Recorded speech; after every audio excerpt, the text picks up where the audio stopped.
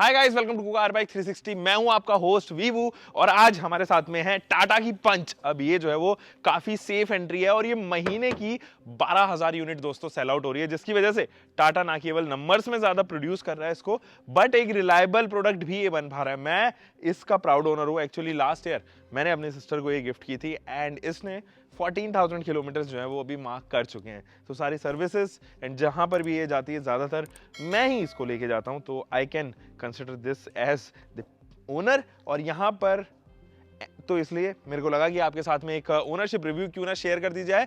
14,000 kilometre, almost 1 साल पुरानी गाड़ी है। ये फर्स्ट लॉट की गाड़ी है और तब 5,50,000 रुपए, या टू बी प्रिसाइज अगर हम बात करें 5,49,000 रुपीज में एक शोरूम ये कॉस्ट कर रही थी। अब 40,000 रुपए दोस्तों टाटा ने इसके ऊपर इंक्रीज किए हैं, बढ़ाए हैं। और तब ऑन रोड ये पड़ती थी 6,23,000 रुपए में। अभी थोड़ी मुझे लगता है कि तकरीबन 6 लाख, 6.5 लाख के पार ही जानी चाहिए।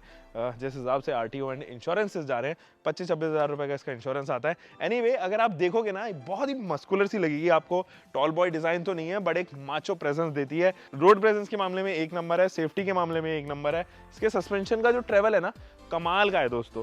तो मेरे को ना कहीं पर भी झिझक नहीं होती इसको गाड़ियों को कहीं भी उतारते टाइम। कैसी भी सड़कें हो, क्लियर पैच हो या फिर खड्डेदार सड़कें हो, तो मुझे ऐसा टेंशन लेने की जरूरत नहीं पड़ती, क्योंकि रेस्ड ओवर बॉडी है थोड़ी सी। और क्योंकि ये बेस वेरिएंट है, प्योर वेरिएंट है, और इसके अंदर आप कुछ बेसिक चीज़ों की जो है वो कमी महसूस करोगे। जैसे कि नीचे फॉग लैम्प यूनिट नहीं थी, fog lamp unit after market है दोस्तों।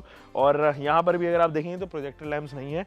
इधर भी जो DRL है ना, वो हेलोजन पार्ट पे रखा गया, दोज आर नॉट LEDs। और यहाँ पर भी कोई क्रोम वगैरह नहीं है ह्यूमैनिटी लाइन पे। तो बेसिक से डिफरेंसेस हैं। बाकी वाइपर इसके काफी अच्छे हैं, काफी ब्रॉड जो है वो मूव करते हैं इसके वाइपर। और यहाँ से अगर आप देखेंगे तो यहाँ पर आपको नजर आ रहा होगा इसके अंदर लगा हुआ ये टाटा का लोगो, जो व्हील कवर का पार्ट है एक्चुअली। तो ये व्हील कवर है, आफ्टर मार्केट हमने लगाए थे और तकरीबन मेरे ख्याल में 1200 के आसपास ये लगे थे। ये 1,000-1,200 के आसपास प्लास्टिक की cladding through out the body जाती है। अब इसका जो है वो मुझे एडवांटेज मिलता हुआ नजर आता है जब भी मैं ऐसे रफ पैचेस पे चलता हूँ, खड्डेदार सड़कों पे चलता हूँ, किसी ऐसी जगह पर जहाँ पे हो सकता है कि कुछ चीज़ें नीचे से रब हो जाए, तो मुझे ज़्यादा टेंशन लेने की जरूरत नहीं पड़ती, क्योंकि वो प्लास्टिक का पार्ट है, वो उसको थोड़ा हार्म पहुंचाएगा पहले मेटालिक बॉडी को पहुंचाने से पहले। ऊपर भी अगर आप देखें तो ORVM यहाँ देखेंगे तो यहाँ पर टर्न इंडिकेटर दिया गया है। यहाँ पर बॉडी कलर तो नहीं है, लेकिन ये ब्लैक ना ऐसा ऑड नहीं लगता मुझे कभी भी।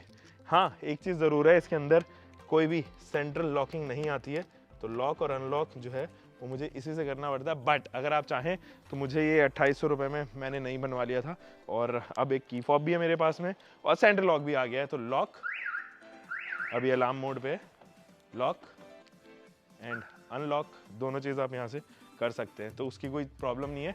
ये देखो कितना बड़ा डिज़ाइन है। ये फिलहाल मेरे शोल्डर से ऊपर आ रही है, नेक के आसपास तक आ रही है। एक अच्छी चीज़ और है इसके अंदर दोस्तों, ये ना जब आप खोलोगे तो अनलॉक कर देता हूँ पहले, तो ये देखो काफ़ी वाइड ओपन होता है। तो ये ना 180 डिग्री ओपनिंग इसके गेट्स हैं। तो आपको ये हो सकता है तब परेशान कर सकते हैं, जैसे फॉर एग्जांपल ये खुल गया है और मैं बैठ गया। अब मैं जब बैठा हूँ तो it would be difficult for me to यहाँ तक हाथ लेके जाना। ठीक है, अगर यहाँ तक गाड़ियाँ खुलती हैं तो यहाँ तक हाथ लेके जाना इज ईजी, यहाँ तक हाथ लेके जाना इज वेरी डिफिकल्ट। तो आप अपनी अकॉर्डिंग इसको खोल सकते हैं। एक्चुअली आपके पास में फ्रीडम है तकरीबन 30 डिग्री और डोर को खोलने की, तो वो चीज़ अच्छी है। और वाइड ओपनिंग का एक और फायदा होता है, जब आप इनको वाइड कर देते हो ना, तो सामान गाड़ी के अंदर सीधा डालो तो लगता नहीं है, चांसेस नहीं लगते कि यहाँ पर जो है ना वो टकराएंगे। अगर मैं इसको 30 डिग्री के करीब कम कर दूँ तो मेरे ख्याल में इतना तक जो है वो बाकी गाड़ियों का ओपन होता है। तो यहाँ पर कुछ ऐसी चीज़ जो है तो स्ट्रेट, लेकिन मुझे अंदर रखनी है, तो उसमें ज़रा प्रॉब्लम हो जाती है, तो सीधा नहीं रख सकते आप। तो वो चीज़ है, आप इसको ये कीजिए और अब आपके पास में 30 डिग्री का और फ्रीडम हो गया, और आप कोई भी सामान अब सीधा रख सकते हैं। ये इसका फ़ायदा है। इसका बूट जो है ना वो बाय द वे 366 लीटर का है, और यहाँ पे एक रिक्वेस्ट बटन दिया गया है। बेस वर्ल्ड वेरिएंट में भी सामान जो है वो आप इसके अंदर रख सकते हैं। और ये 366 लीटर का जो बूट है ना, उसके अंदर हल्की सी लोडिंग लिप तो ज़रूर है, बट ओवरऑल मुझे कोई समस्या नहीं आई। बूट मैनेजमेंट को और क्लीन और नीट रखा जा सकता था, वो यहाँ पर अवॉइड किया गया। और ये इसके ऊपर पार्शल ट्रे जो बेस वेरिएंट से ही हमें प्रोवाइड की थी टाटा ने, वो चीज़ मुझे काफ़ी अच्छी लगी कि पार्शल ट्रे एटलीस्ट संभाली गई है और बेस वेरिएंट में आपको दी गई। इधर भी एक ग्रैब हैंडल मिलता है, तो जब भी आप ग्रैब हैंडल को पकड़ के नीचे करना चाहो तो ईजी रहता है, आपको यहाँ से करने की ज़रूरत नहीं है। आप यहाँ से भी पकड़ सकते हैं, तो ये चीज़ है। बाकी स्पेयर व्हील जो है वो ऑलमोस्ट सेम डायमेंशन का है। टायर साइज से मुझे कभी कोई प्रॉब्लम नहीं हुई। डिफॉगर यूनिट नहीं आती, हाई माउंटेड स्टॉप लैम्प्स है, मेड इन इंडिया का लोगो यानी कि वोकल फॉर लोकल का लोगो। एक यहाँ पर जो है वो राइनो का हॉर्न आता है, पंच की बैजिंग, इधर भी आप डुअल टोन ट्रीटमेंट देखोगे।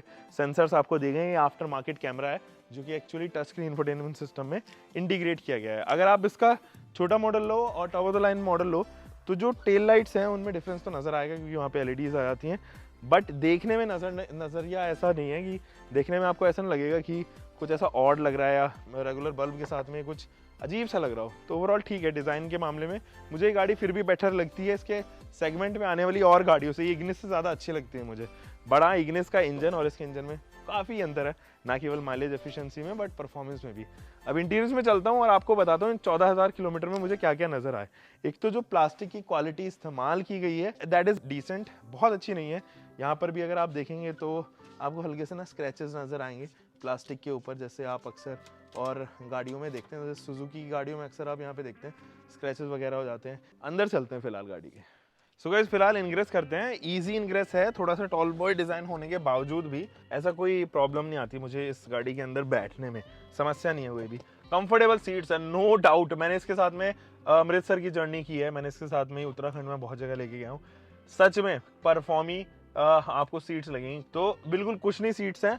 और लॉन्ग डिस्टेंस में ना ये हल्का सा इसके अंदर लंबार सपोर्ट है, तो ये आपकी कमर का भी थोड़ा सा ध्यान रखते हैं। और हेडरेस्ट भी जो है वो मजबूती के साथ में आपको कंफर्टेबल और कुछ नहीं नज़र आएगा। इसको बंद कर देता हूँ। अब एक चीज़ और है, जैसे आप इसका स्टीयरिंग व्हील देखोगे ना, तो क्योंकि मेरी आदत है इधर से या मेरे घर वालों की भी एक तरफ से आदत है हॉर्न दबाने की।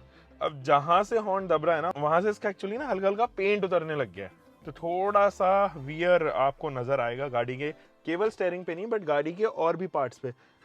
जैसे कि यहाँ पर हल्के फुल्के स्क्रैचेस हैं, इधर अगर आप यूटिलिटी स्पेस पे देखोगे तो यहाँ पे कुछ ज़्यादा स्क्रैचेस हैं, और हल्के फुल्के स्क्रैचेस आपको इधर पैनल पे भी देखने को नजर आएंगे। बट ठीक है, काम चला सकते हैं, मतलब इट इज़ नॉट दैट, मतलब मुझे लगता है कि ये थोड़ा सा ध्यान रखा जा सकता था क्वालिटी के ऊपर। यहाँ पर अगर आप ये बल्ब देखेंगे ना, इसमें भी थोड़ा ढीलापन है, ये चाहे आगे हो पीछे हो, बाकी गाड़ियों में पीछे भी आ जाता है ये, तो ये देखो फिलहाल अगर आप देखो ना हल्का सा ढीलापन है इसके अंदर। बाकी तो सनवाइजर वगैरह तो 2000 वेरी स्मूथ, उसमें कोई भी प्रॉब्लम ऐसा नहीं है। ग्लव बॉक्स भी इसका काफ़ी बड़ा सा है। डैशबोर्ड का लेआउट भी मुझे अच्छा लगता है। ये ऑफ वाइट कलर जो है ना थोड़ा सा मेंटेनेंस ज़रूर मांगता है, क्योंकि अगर आप ज़्यादा चला रहे हो गाड़ी को, धो नहीं रहे हो और मेंटेनेंस नहीं कर रहे हो उसका, तो ये थोड़ी सी तकलीफ ज़रूर दे सकता है। बट ठीक है, मतलब मुझे ये लगता है कि ये सारी चीज़ें आर समथिंग जो आपको ही ध्यान रखना पड़ेगा। अच्छी बात यह है बेस वेरिएंट में भी इसके अंदर टैकोमीटर आता है, स्पीडोमीटर दिया गया है। अगर आप मारुति की गाड़ियां देखें तो बेस वेरिएंट में चाहे आप स्विफ्ट ले लो, डिजायर ले लो, टैकोमीटर नहीं दिया जाता, अवॉइड किया कर दिए जाते हैं। बट इसमें ऐसा नहीं है, इसमें एल्ट्रोज वाला ही जो है वो आपको स्पीडोमीटर देखने को नजर आएगा, जो एल्ट्रोज के भी छोटे वेरिएंट्स में आता है। और ओवरऑल अगर हम बात करें तो बहुत सारी ऐसी चीज़ें हैं इसके अंदर जो रियल लाइफ में यूजफुल है, जैसे कि आइडल स्टार्ट स्टॉप छोटे वेरिएंट से ही आ जाता है। साथ ही इको मोड या सिटी मोड जो है वो बेस वेरिएंट से ही आपके पास में होते हैं। यूटिलिटी स्पेसेस की कोई प्रॉब्लम नहीं है, मैं कभी भी चाहूँ सामान वगैरह रखूँ यहाँ पर कप होल्डर्स में, और इधर भी बॉटल होल्डर वगैरह दी गई हैं, तो यूटिलिटी स्पेस की सच में कमी नहीं है। एक अम्ब्रेला होल्डर भी दिया गया, उसमें भी आप अगर आप चाहो छोटे मोटे कुछ सामान ऐसा रख सकते हो जो वहाँ पर फिट हो जाए, तो उसमें कोई प्रॉब्लम नहीं है। स्पेस भी अच्छी है इस गाड़ी में, कंपैरेटिव टू इग्निस या इस सेगमेंट में आने वाली जितनी भी गाड़ियां उनसे ज़्यादा बेहतर स्पेस लगती है। पीछे भी एक बार चेक करा देता हूँ। सो यहाँ अगर आप देखेंगे यहाँ पर थोड़ा सा ना इलेक्ट्रिक एडजस्टमेंट नहीं दिया गया है। ये वाले अगर आप विंडो देखेंगे तो आपको हाथ से ही काम चलाना पड़ेगा, मैकेनिकल रोल डाउन करना पड़ेगा एंड दोबारा ऊपर करना पड़ेगा, कुछ इस तरीके से। यहाँ अगर आप देखें तो हेडरेस्ट में देखोगे आप ज़रा सी भी जो है वो स्पेस मेरे में तो नहीं बच रही है। मैं 5 फुट 10 इंच हूँ, तो मेरा हल्का सा रब हो रहा है, बहुत ज़्यादा तो रब नहीं हो रहा। अगर आप 5 फुट 10 इंच से ज़्यादा है, मुझे लगता है, उम्मीद है मेरी कि ऐसा ये हल्का सा रब होने लग जाएगा।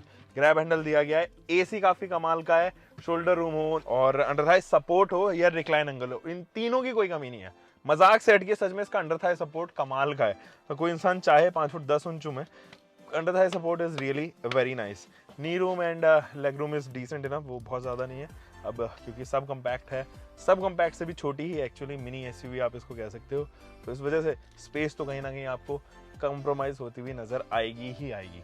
बाकी चलते हैं एक छोटी सी ड्राइव पे और आपको बताता हूँ कि मेरा इसके साथ में एक्सपीरियंस ड्राइविंग का कैसा रहा, नाइट ड्राइव का कैसा रहा, और बाकी इल्यूमिनेशन वगैरह के बारे में बात करते हैं। चलिए। और गाइस हम चला रहे हैं एक 1.2 लीटर का पेट्रोल इंजन जो प्रोड्यूस करता है 83-84 bhp की बार ऑन पेपर्स, 113 न्यूटन मीटर का टॉर्क, जैसे कि आप रेगुलर पेट्रोल इंजन देखते हैं मारुति सुजुकी के द्वारा या फिर ह्यूंडई के द्वारा। But to be very frank ये इतना पंची नहीं है जितना मारुति सुजुकी एंड ह्यूंडई जो है उनके इंजन पंची हैं। थोड़ा सा पंच अगर इसके अंदर ज़्यादा होता है, या low end torque I would rather से कि वो थोड़ा सा ज़्यादा होता तो मुझे लगता है कि ये ज़्यादा परफॉर्म ही हो जाता। यही सेम इंजन जो है वो थोड़ा लेथार्जिक फील करता है जब आप एल्ट्रोज में या आप इसको देखते हो टियागो में, बस वो कमी है। बाकी फ्यूल एफिशिएंसी के मामले में चुम्मेश्वरी। मेरे को लगता है कि ये मारुति सुजुकी के बराबर का इंजन है जो उनका 1200 सीसी का इंजन है, और ये 3 सिलेंडर इंजन लगभग बराबर जो है वो आपको माइलेज एफिशिएंसी देंगे। इसकी कहीं ना कहीं माइलेज एफिशिएंसी, जब हम अमृतसर गए थे हमने 24-25 तक भी टच किए हैं ऑन हाईवेज। तो फ्यूल एफिशिएंसी के मामले में तो आप भूल जाओ कि फ्यूल एफिशिएंसी आपको खराब मिलेगी कुछ ऐसा। सिटी में कम से कम गिरे हुए हालत में भी मुझे लगता है 17-16 तो बहुत आराम से निकालेगी, कोई प्रॉब्लम नहीं आती। इसे हम 17-16 पे निकालते हैं, इसका माइलेज कोई समस्या नहीं आती। एक चीज़ मुझे ज़रूर लगता है कि टाटा को ना अपने हेडलाइट टेक्नोलॉजी के ऊपर हल्का सा काम करना चाहिए।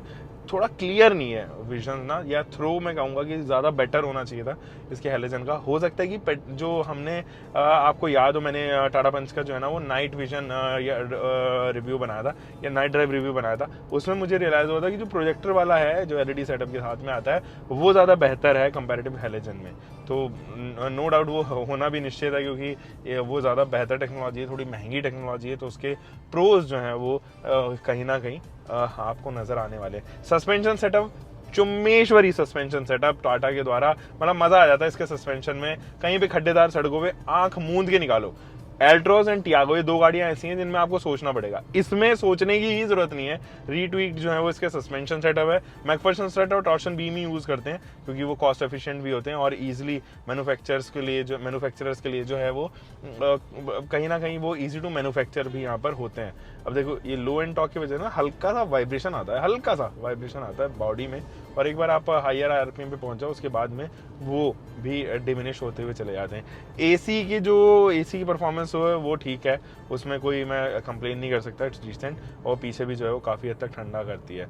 और बाकी नाइट विजन के बारे में मैंने बात की, steering feedback is nice, not the best in the segment, but हाँ इट गेट्स जॉब डन, और वहाँ पर भी बहुत ज़्यादा प्रॉब्लम्स नज़र नहीं आती। It is a nice steering wheel, but इसको बहुत ज़्यादा रेस्पॉन्सिव तो नहीं कह सकता मैं। तो steering feedback is also nice. Steering का जो पोजीशन है उसको ज़रूर मुझे लगता है कि थोड़ी अच्छी होनी चाहिए थी। मुझे हल्का सा ऊपर लग रहा है इसका स्टीयरिंग, अब क्योंकि ये बेस वेरिएंट है तो आप इसको ऊपर नीचे नहीं कर सकते क्योंकि टिल्ट एंड टेलीस्कोपिक के साथ में नहीं आता है बेस वेरिएंट होने की वजह से। सो ये चीज़ ज़रूर है। अच्छा एक चीज़ और है, स्टीयरिंग व्हील के ऊपर ना दोनों तरफ ही हॉर्न दिए गए हैं, तो आपको अपना हाथ उठा के दोबारा बीच में रखने हॉर्न करने की ज़रूरत नहीं है, जो हम और गाड़ियों में अक्सर देखते हैं। हमें अगर आप की प्रोफाइल छोटी है 5 फुट 3 इंच 2 इंच या उससे कोई फीमेल ड्राइवर है जिनकी हाइट इतनी ज़्यादा नहीं है, वहाँ पर ज़रूर आपको ये रियलाइज़ होगा कि यहाँ से देखिए, यहीं से मैंने ग्रैब किया हुआ है स्टीयरिंग भी और मैं हॉर्न भी दबा सकता हूँ। हॉर्न की पिच के ऊपर ज़रूर टाटा को काम करना चाहिए क्योंकि मैंने अक्सर देखा है उनके जो हॉर्न्स हैं वो जो छोटे एंट्री लेवल या मिड लेवल सेगमेंट में आने वाली गाड़ियाँ हैं उनमें कहीं ना कहीं जो है वो वीक हॉर्न्स हैं यहाँ पे, तो इनसे आप डोमिनेट नहीं कर सकते हाईवेज पर। अगर आपको किसी गाड़ी के साथ में ओवरटेक करना है और आप हॉर्न दबा रहे हो तो डोमिनेट तो नहीं कर पाओगे, बट हाँ ये हॉर्न काम तो चला ही देता है। काम चलाने के लिए तो हर चीज़ है ही उपलब्ध चीज़ें। तो ओवरऑल मेरा एक्सपीरियंस इन 1 साल होगा, लगभग 1 साल हो जाएंगे इस गाड़ी को अभी नवंबर में, और इन 1 सालों में ना काफ़ी सही रहा है। 2 बार ये गाड़ी जो है वो मेरी दीदी से धागे से लग भी गई थी, तो तकरीबन 29,000 रुपये का एक्सपेंस आया एक बार, एंड एक बार जो है वो 22,000 रुपये का आया। तो दोनों ही बार जो है वो चीज़ें टूटी भी, हेडलाइट भी टूटी, आगे बम्पर चेंज हुआ इसका, दोनों ही बार जो है वो हैसल फ्री जो है वो एक्सपीरियंस मेरा यहाँ पे रहा टाटा को लेके। तो उस मामले में आफ्टर सेल्स में या इंश्योरेंस क्लेम में डीलर काफ़ी हेल्प करता है, घर से ही जो है वो पिकअप एंड ड्रॉप भी दे देता है, और कुछ ज़्यादा मेरा खर्चा भी मेरे को फाइल चार्ज देने पड़े because I had already done premium, मेरा था ही फर्स्ट ईयर का, अभी प्रीमियम दोबारा रिन्यू जो है वो 23 नवंबर को उसका होगा, तो तब देखते हैं। और तब तक के लिए आप सुरक्षित चलें, अपना हेलमेट वगैरह लगाएं, सेफ्टी बेल्ट लगाएं, और हमें फॉलो करना ना भूलिएगा, कार बाइक 360 को फॉलो कीजिए। Until next time, bye bye, take care, keep loving your car, bike, whatever vehicle you are having guys, drive safe.